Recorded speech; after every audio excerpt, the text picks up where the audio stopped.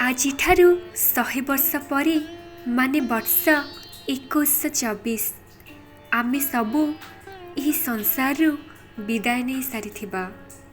ଆମ ବର୍ତ୍ତମାନର ଘରେ କିଛି ଅଜଣା ଲୋକ ରହିଥିବେ। ସେଇ ଘର ଯାହାକୁ ବନେଇବା ପାଇଁ ଆମେ କେତେ ରାତି ଦିନ ବର୍ଷ ବର୍ଷ କେତେ ପରିଶ୍ରମ କରିଥାଉ। ସେ ସବୁ କିଛି ଯାହା ଆଜି ଆମର ଅଛି ତାହା ଆଉ ଅନ୍ୟ କାହାର ହୋଇସାରିଥିବ। ଯେଉଁ ଜିନିଷରେ ଆମର ଆସକ୍ତି ଅଛି ସେ ହୁଏତ ବଣ୍ଟା ହୋଇଯାଇଥିବ କିମ୍ବା ଫୋପଡ଼ା ହୋଇସାରିଥିବ, ନଚେତ୍ ନଷ୍ଟ ହୋଇଯାଇଥିବ। ସେଇ ଦାମୀ କାର୍ ଯାହାକୁ କିଣିଲା ବେଳେ ଆମେ ଖୁସିରେ ଫାଟି ପଡ଼ୁଥିଲୁ, ସେ କୌଣସି ରଦିଖାନାରେ ପଡ଼ି ରହିଥିବ।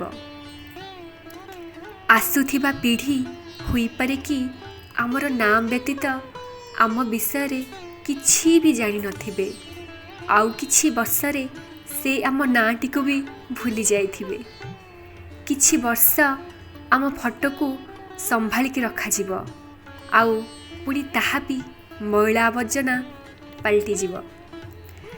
ଯଦି ଆମେ କିଛି କ୍ଷଣ ଏଇ ବିଷୟରେ ଭାବନ୍ତି, ତେବେ ବୁଝିପାରିବା କି ଯେଉଁ ଜିନିଷ ପଛରେ ଆମେ ଦୌଡ଼ୁଥିଲେ, ଯେଉଁ କଥା ଆମ ମନର 95% ଭାଗ ବ୍ୟସ୍ତ ରଖିଥାଏ, ବିଲକୁଲ ବ୍ୟର୍ଥ ଅଟେ।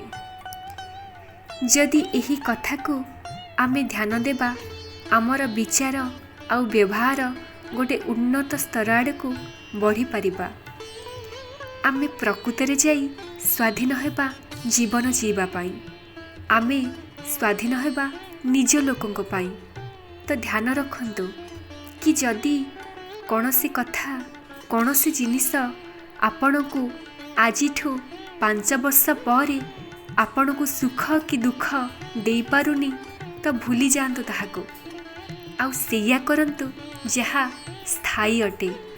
ମାନେ ଭକ୍ତି ମାର୍ଗରେ ଅଗ୍ରସର ହୁଅନ୍ତୁ, ଈଶ୍ୱରଙ୍କର ଧ୍ୟାନ କରନ୍ତୁ, ଯାହାକି ଆମକୁ ଆମର ମୃତ୍ୟୁ ପରେ ବି ଆମର ସାଥ ଦେବ, ଆମକୁ ଶାନ୍ତି ଦେବ, ଆଉ ଆମକୁ ମୁକ୍ତି ପ୍ରଦାନ କରିବାରେ ସହାୟକ ହେବ।